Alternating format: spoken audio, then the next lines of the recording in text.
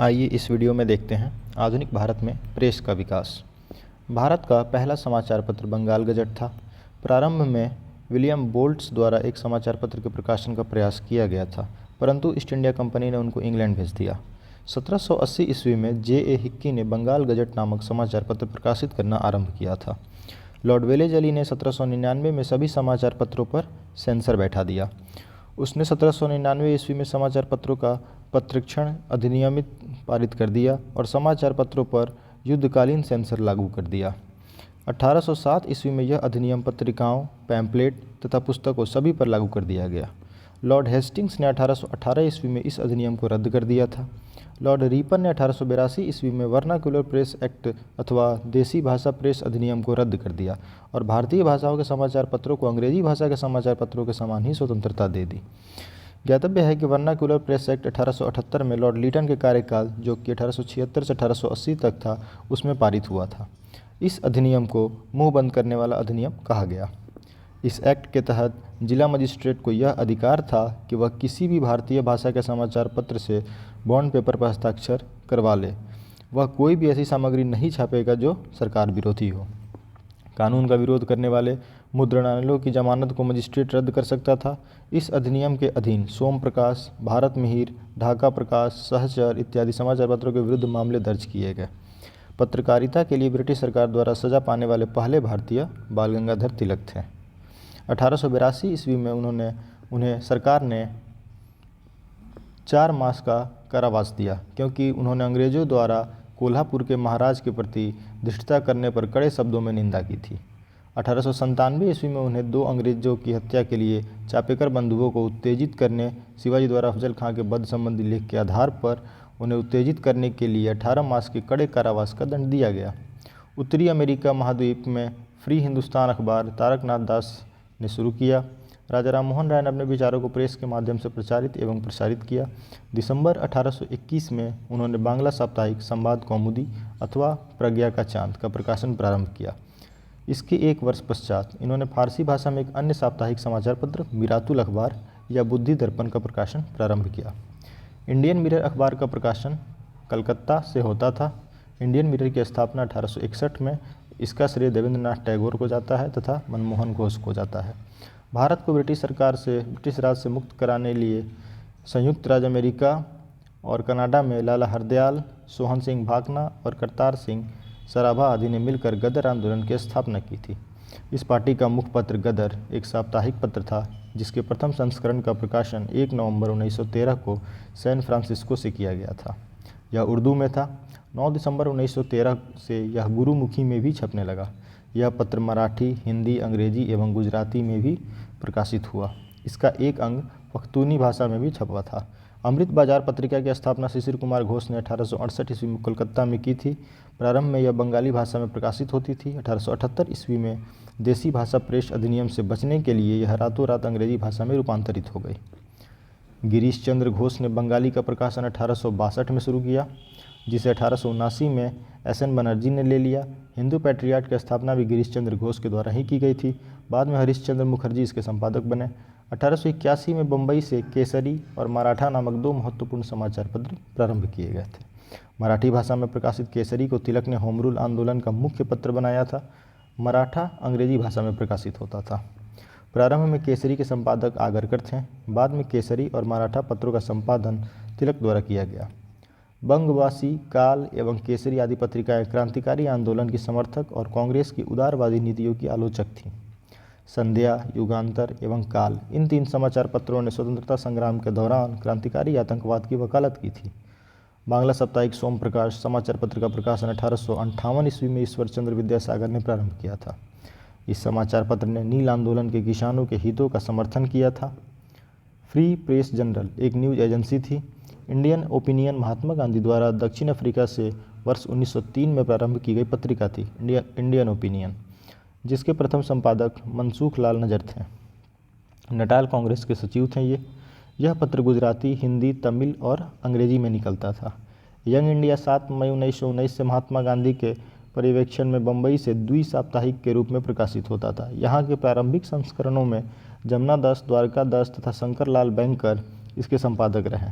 8 अक्टूबर 1919 से young India के संपादक महात्मा गांधी बने और यह अहमदाबाद के साप्ताहिक रूप से प्रकाशित होने लगा। अहमदाबाद से जमनालाल दास द्वारकादास तथा Shankar Lal banker Annie Besant की होम रूल लीग के सदस्य थे। बंगाल का नील विद्रोह। बंगाल का नील विद्रोह शोषण के विरुद्ध किसानों की सीधी लड़ाई थी। हिंदू पैट्रियाट के संपादक हरीशचंद्र मुखर्जी ने तो इस आंदोलन में काफ़ी काम किया। हिंदू पैट्रियाट के पहले 2 वर्षों 1853 से 1855 ईस्वी में गिरीश चंद्र घोष संपादक थे। 1855 ईस्वी में हरीशचंद्र मुखर्जी इसके संपादक हो गए। वह निर्भीकता से बागान मालिकों के अत्याचारों की पोल खोलने तथा सताए हुए किसानों की सहायता में लगे रहे। 1861 में कृष्णोदास पाल इसके संपादक बने। अंग्रेजी साप्ताहिक वंदे मातरम के साथ अरविंद घोष संपादक के रूप में जुड़े थे। वर्ष 1931 में दरभंगा के महाराज कामेश्वर सिंह ने द इंडियन नेशन की स्थापना की। इसका प्रकाशन पटना से होता था। स्वदेश वाहिनी अथवा स्वदेशाभिमानी के संपादक रामकृष्ण पिल्लई थे। रामकृष्ण पिल्लई का जन्म 1878 ईस्वी में तत्कालीन त्रावणकोर राज्य के नेयातीनकार के नायर परिवार में हुआ था। गांधी जी ने साप्ताहिक समाचार पत्रों के रूप में हरिजन अंग्रेजी में, हरिजन बंधु गुजराती में तथा हरिजन सेवक हिंदी में प्रारंभ किए थे। हरिजन का प्रथम अंक 11 फरवरी 1933 को पूना से प्रकाशित किया गया। जुलाई 1924 में भीमराव अम्बेडकर ने बम्बई में एक संस्था बहिष्कृत हितकारिणी सभा बनाई, जिसका उद्देश्य अस्पृश्य लोगों को नैतिक तथा भौतिक उन्नति करना था। उन्होंने ही मराठी पाक्षिक बहिष्कृत भारत आरंभ किया था। भीमराव अम्बेडकर ने। अबुल कलाम आज़ाद ने वर्ष 1912 में उर्दू साप्ताहिक अल हिलाल का प्रकाशन प्रारंभ किया। अबुल कलाम आज़ाद ने अल हिलाल का प्रकाशन प्रारंभ किया। अल बलाग का प्रारंभ इन्होंने 12 नवंबर 1915 को किया। वर्ष 1914 में अल हिलाल का प्रेस एक्ट के तहत प्रतिबंध लगा दिया गया था। लाला लाजपत राय ने लाहौर से एक उर्दू दैनिक वंदे मातरम और एक अंग्रेजी साप्ताहिक दी पीपुल निकाला। इसके पहले वह संयुक्त राज्य अमेरिका में यंग इंडिया का प्रकाशन कर चुके थे।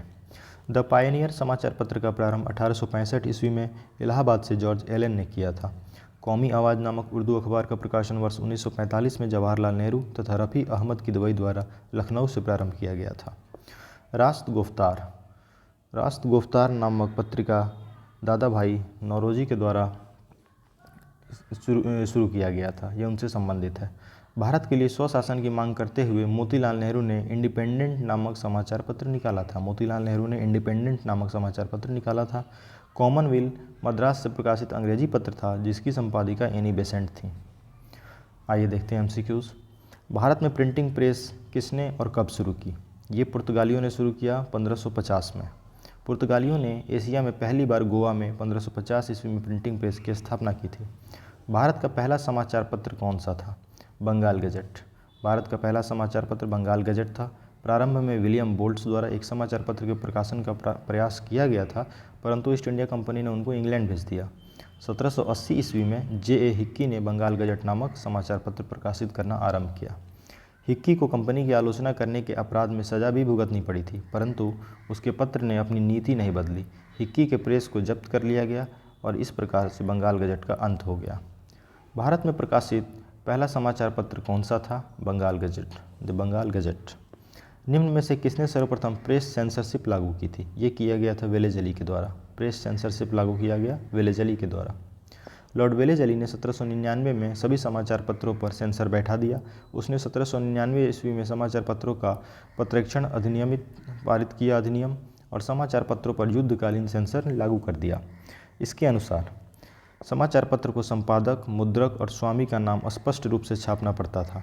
प्रकाशक को प्रकाशित किए जाने वाले तत्वों को सरकार के सचिव के सम्मुख पूर्व पत्रेक्षण के लिए भेजना होता था। 1878 का वर्नाक्यूलर प्रेस एक्ट किसने रद्द किया था? लॉर्ड रिपन ने। लॉर्ड रिपन ने 1882 ईस्वी में वर्नाक्यूलर प्रेस एक्ट अथवा देसी भाषा प्रेस अधिनियम को रद्द किया और भारतीय भाषाओं के समाचार पत्रों को अंग्रेजी भाषा के समाचार पत्रों के समान ही स्वतंत्रता दे दी। ज्ञातव्य है कि वर्नाक्यूलर प्रेस एक्ट 1878 में लॉर्ड लीटन के कार्यकाल में पारित हुआ था। इस अधिनियम को मुंह बंद करने वाला अधिनियम कहा गया।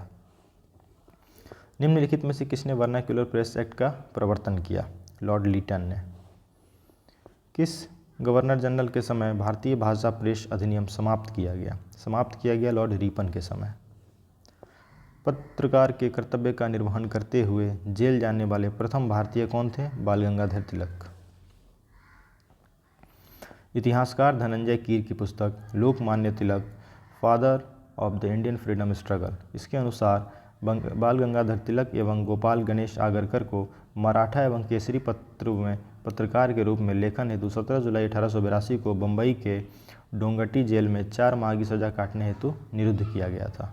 यह प्रथम अवसर है जब पत्रकार के रूप में दायित्वों का निर्वहन करते हुए किसी भारतीय को जेल की सज़ा हुई थी। बिपिन चंद्र एवं अन्य ने अपनी पुस्तक इंडियाज स्ट्रगल फॉर इंडिपेंडेंस के अंग्रेजी संस्करण में उद्धृत किया है कि श्री सुरेंद्रनाथ बनर्जी वह प्रथम भारतीय रहे जिन्हें पत्रकार के रूप में अपने कर्तव्यों का निर्वहन करते हुए जेल की सज़ा हुई थी। लेकिन श्री बनर्जी को यह सज़ा 2 अप्रैल 1883 को द बंगाली पत्र में प्रकाशित अपने संपादकीय लेख के लिए हुई थी। इस प्रकार तिथि के आधार पर देखा जाए तो प्रथम सजा याफ्ता श्री बाल गंगाधर तिलक एवं गोपाल गणेश आगरकर होंगे, जिन्हें सबसे पहले सज़ा मिली थी। अमेरिका में फ्री हिंदुस्तान अखबार किसने शुरू किया था? तारकनाथ दास के द्वारा यह शुरू किया गया था। अमेरिका में वैंकूवर में फ्री हिंदुस्तान अखबार तारकनाथ दास ने शुरू किया। फारसी साप्ताहिक मीरातुल अखबार को प्रकाशित करते थे कौन? राजा राम मोहन राय। राजा राम मोहन राय ने अपने विचारों को प्रेस के माध्यम से प्रचारित एवं प्रसारित किया। दिसंबर 1821 में उन्होंने बांग्ला साप्ताहिक संवाद कौमुदी अथवा प्रज्ञा का चांद का प्रकाशन प्रारंभ किया। इसके 1 वर्ष पश्चात इन्होंने फारसी भाषा में एक अन्य साप्ताहिक समाचार पत्र मीरातुल अखबार या बुद्धि दर्पण का प्रकाशन प्रारंभ किया। जॉन एडम जब गवर्नर जनरल था तब 1823 ईस्वी में उसने भारतीय प्रेस पर पूर्ण प्रतिबंध लागू कर दिया। लाइसेंस के बिना प्रकाशन करने पर 400 रुपये जुर्माना या कारावास का दंड दिया जा सकता था। मजिस्ट्रेट को मुद्रणालय जब्त करने का भी अधिकार था। यह नियम मुख्य रूप से भारतीय भाषाओं तथा भारतीयों द्वारा संपादित एवं उनके स्वामित्व वाले पत्रों के लिए था। इसी कारण राजा राम मोहन राय को साप्ताहिक पत्र मीरातुल अखबार का प्रकाशन बंद करना पड़ा था। 1880 के दशक में इंडियन मिरर अखबार का प्रकाशन कहाँ से होता था? कलकत्ता से होता था। इंडियन मिरर अखबार का प्रकाशन कलकत्ता से होता था। इंडियन मिरर की स्थापना 1861 में हुई थी, जिसका श्रेय देवेंद्रनाथ टैगोर तथा मनमोहन घोष को है। केशव चंद्र सेन तथा नरेंद्र नाथ सेन इसके संपादकीय विभाग में थे। यह दैनिक अखबार था इंडियन मिरर। गदर पत्र का प्रथम अंक निम्न में से किस भाषा में प्रकाशित हुआ था? प्रथम अंक उर्दू भाषा में। 1 नवंबर 1913 को गदर पत्र का पहला अंक प्रकाशित हुआ जो उर्दू भाषा में था। 9 दिसंबर 1913 को यह गुरुमुखी में भी छपने लगा। यह पत्र मराठी, हिंदी, अंग्रेजी एवं गुजराती में भी प्रकाशित हुआ। इसका 1 अंक पख्तूनी भाषा में भी छपा था। गदर पार्टी का पत्र गदर था। ये कैसा पत्र था? एक साप्ताहिक था, मासिक था, पाक्षिक था, दैनिक था। ये एक साप्ताहिक पत्र था गदर। भारत को ब्रिटिश राज से मुक्त कराने हेतु संयुक्त राज्य अमेरिका और कनाडा में लाला हरदयाल, सोहन सिंह भाकना और करतार सिंह सराभा आदि ने मिलकर गदर आंदोलन की स्थापना की। इस पार्टी का मुख्य पत्र गदर था जो एक साप्ताहिक पत्र था, जिसके प्रथम संस्करण का प्रकाशन 1 नवंबर 1913 को सैन फ्रांसिस्को से किया गया था। अमृत बाजार पत्रिका की स्थापना किसने की थी? शिशिर कुमार घोष के द्वारा किया गया था अमृत बाजार पत्रिका की स्थापना। अमृत बाजार पत्रिका की स्थापना शिशिर कुमार घोष ने 1868 में कलकत्ता में की। प्रारंभ में यह बंगाली भाषा में प्रकाशित होती थी। 1878 ईस्वी में देसी भाषा प्रेस अधिनियम से बचने के लिए यह रातों रात अंग्रेजी भाषा में रूपांतरित हो गई। गिरीश चंद्र घोष ने बंगाली का प्रकाशन 1862 ईस्वी में शुरू किया, जिसे 1879 में एस.एन. बनर्जी ने ले लिया। हिंदू पैट्रियाट की स्थापना भी गिरीश चंद्र घोष ने की थी। बाद में हरीश चंद्र मुखर्जी इसके संपादक बने। लोकमान्य बाल गंगाधर तिलक ने भारतीय स्वतंत्रता संग्राम की सेवा के उद्देश्य से कौन सा समाचार पत्र प्रारंभ किया था? बाल गंगाधर तिलक ने। इनके द्वारा शुरू किया गया था केसरी। लोकमान्य बाल गंगाधर तिलक ने भारतीय स्वतंत्रता संग्राम की सेवा के उद्देश्य से 1881 में बम्बई में केसरी और मराठा नामक 2 महत्वपूर्ण समाचार पत्र प्रारंभ किए थे। क्रांतिकारी काल की निम्नलिखित लोकप्रिय पत्रिकाओं में से कौन अनेक कारणों से कांग्रेस की आलोचना करती थी? बंगवासी, काल या केसरी या उपयुक्त सभी? तो इस सभी पत्र जो थे वो अनेक कारणों से कांग्रेस की आलोचना करते थे। बंगवासी भी, काल भी और केसरी भी। बंगवासी, काल एवं केसरी आदि पत्रिकाएं क्रांतिकारी आंदोलन की समर्थक और कांग्रेस की उदारवादी नीतियों की आलोचक थी। निम्नलिखित में से किन समाचार पत्रों ने भारतीय स्वतंत्रता संग्राम में काल में क्रांतिकारी आतंकवाद की वकालत की थी उस काल में? तो इसमें से कौन सा है? संध्या है, युगांतर है या काल है? ये सभी हैं। तो संध्या भी, युगांतर भी और काल भी। 1, 2 और 3 तीनों। संध्या, युगांतर और काल, इन 3 समाचार पत्रों ने स्वतंत्रता संग्राम के दौरान क्रांतिकारी हिंसक गतिविधियों की वकालत की थी। क्रांतिकारी गतिविधियों के साथ कौन सी पत्रिका जुड़ी हुई नहीं थी? संध्या, युगांतर, गदर या यंग इंडिया? तो यंग इंडिया जो थी वो उनसे जुड़ी हुई नहीं थी। यंग इंडिया पत्रिका क्रांतिकारी गतिविधियों के साथ जुड़ी नहीं थी। यंग इंडिया पत्रिका का संपादन महात्मा गांधी ने किया था। महात्मा गांधी अहिंसक आंदोलनों के समर्थक थे। वर्ष 1913 में लाला हरदयाल और सोहन सिंह भाकना ने Hindustan Association of the Pacific Coast नामक संस्था की स्थापना की। इस संस्था ने गदर नामक अखबार निकाला, जिससे इस संस्था का नाम भी गदर पार्टी पड़ गया। युगांतर तथा संध्या पत्रिकाएं भी क्रांतिकारी गतिविधियों से संबंधित थीं। निम्न में से किसने सोम प्रकाश नामक समाचार पत्र शुरू किया? सोम प्रकाश शुरू किया गया था ईश्वर चंद्र विद्यासागर के द्वारा। बांग्ला साप्ताहिक सोम प्रकाश समाचार पत्र का प्रकाशन 1858 ईस्वी में ईश्वर चंद्र विद्यासागर ने प्रारंभ किया। इस समाचार पत्र ने नील आंदोलनों के किसानों के हितों का समर्थन किया था। निम्न अखबारों में से कौन सा मुख्यतः उदारवादियों की नीतियों का प्रचारक था? ये था लीडर। फ्री प्रेस जनरल एक न्यूज एजेंसी थी। न्यू इंडिया की स्थापना एनी बेसेंट ने की थी। लीडर समाचार पत्र के माध्यम से उदारवादी अपनी नीतियों का प्रचार करते थे। लीडर। इंडियन ओपिनियन पत्रिका का प्रथम संपादक मनसुख लाल नजर थे। इंडियन ओपिनियन महात्मा गांधी द्वारा दक्षिण अफ्रीका से वर्ष 1903 में प्रारंभ की गई पत्रिका थी, जिसके प्रथम संपादक मनसुख लाल नजर थे। वह नटाल कांग्रेस के सचिव थे। यह पत्रिका गुजराती, हिंदी, तमिल और अंग्रेजी में भी प्रकाशित होती थी। महात्मा गांधी द्वारा दक्षिण अफ्रीका में प्रकाशित समाचार पत्र का नाम क्या था? इसका नाम था द इंडियन ओपिनियन। निम्न में से किस भाषा में द इंडियन ओपिनियन पत्र का नहीं छापा जाता था? अंग्रेजी, गुजराती, तमिल या उर्दू? उर्दू में नहीं छपता था ये द इंडियन ओपिनियन। एक साप्ताहिक के रूप में यंग इंडिया का शुभारंभ किया था होम रूल पार्टी ने। इसका शुभारंभ किया गया था होम रूल पार्टी के द्वारा। यंग इंडिया 7 मई 1919 से महात्मा गांधी के पर्यवेक्षण में बम्बई से द्वि-साप्ताहिक के रूप में प्रकाशित होता था। यहाँ के प्रारंभिक संस्करणों में जमुना दास, द्वारका दास तथा शंकर लाल बैंकर इसके संपादक रहे। 8 अक्टूबर 1919 से यंग इंडिया के संपादक महात्मा गांधी बने और यह अहमदाबाद के साप्ताहिक रूप से प्रकाशित होने लगा। जमुना दास, द्वारका दास तथा Shankar Lal banker Annie Besant की होम रूल लीग के सदस्य थे। हिंदी का पहला समाचार पत्र उदंत मार्तंड। हिंदी का पहला समाचार पत्र उद्यत मार्तंड प्रकाशित हुआ था कहाँ से? कोलकाता, पटना, इलाहाबाद या लखनऊ से? इसका प्रारंभ हुआ था कोलकाता से। उद्यत मार्तंड हिंदी का पहला समाचार पत्र था। इसका प्रकाशन 30 मई 1826 को कोलकाता से एक साप्ताहिक पत्र के रूप में हुआ। इसके प्रकाशक एवं संपादक जुगल किशोर शुक्ल थे। भारतीयों द्वारा अंग्रेजी भाषा में प्रकाशित प्रथम समाचार पत्र कौन सा था? हिंदू पैट्रियट।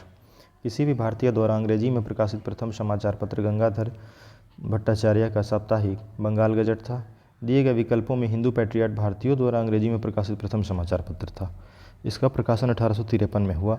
इस समाचार पत्र के प्रथम संपादक गिरीश चंद्र घोष थे। हरीशचंद्र मुखर्जी एवं क्रिस्टोपाल दास भी इसके संपादक रहे थे।